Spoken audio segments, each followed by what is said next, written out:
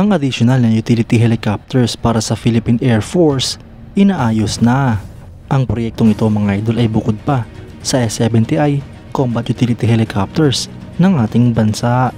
Yan ang pag-uusapan natin, pero bago yan, kung bago ka lang sa aking channel, huwag mong kalimutang mag-like, subscribe at i-hit mo na rin ang notification bell button para lagi kang updated sa mga bagong videos natin.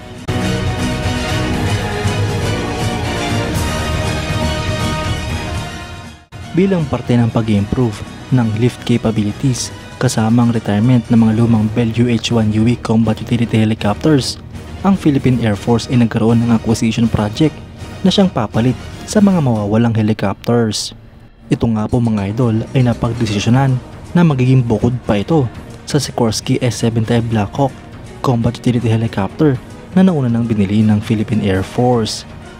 Dito nga rin po ay napagdesisyonan na magkakaroon pa ng second model na supplemented at ko-complement sa Black Hawk. Ito nga po ang Bell 412 Multirole Helicopter. Ang end user ng proyekto mga idol ay ang 205th Tactical Helicopter Wing ng Philippine Air Force kung saan tatanggap sila ng 8 units na mga brand nyong helicopter. Ito nga po ay parte ng second list ng Horizon 2 Phase projects ng Revised Armed Forces of the Philippines Modernization Program na may budget na mahigit sa 6 billion pesos. Ang proyektong ito mga idol ay government-to-government deal kasama ang Japanese Ministry of Defense. Habang pondo naman ay mula sa Multi-Year Contractual Authority sa loob ng 3 taon gamit ang General Appropriations Act starting fiscal year 2023. Ang Bell 412 mga idol ay isang utility helicopter na mula sa UE family na minamanufacture ng Bell Helicopters. Ito nga po ay development ng Bell 212 na mayroong major difference sa kanyang composite 4-bladed main rotor. Ito nga po ay twin turbine helicopter na naging popular sa civilian at military markets dahil ang major users nga po nito ay kabilang ang Canada, Italy at Japan. Ang helicopter na ito mga idol ay unang lumipad noong August 1979 at nintroduce naman noong 1981.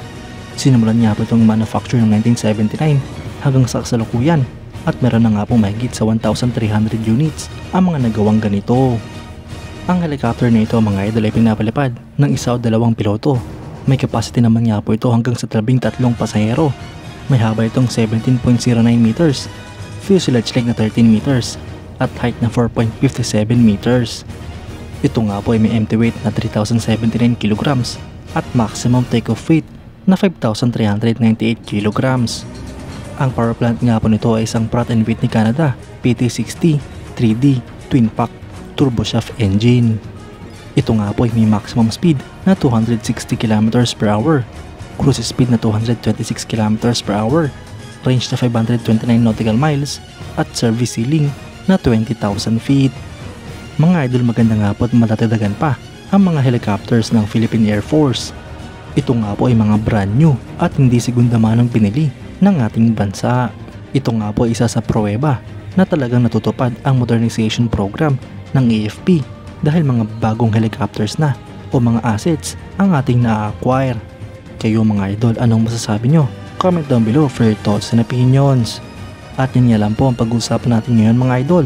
Maraming salamat sa panonood. Huwag nyo rin kalimutang mag-like at subscribe bilang suporta sa ating channel. Mabuhay kayo mga idol!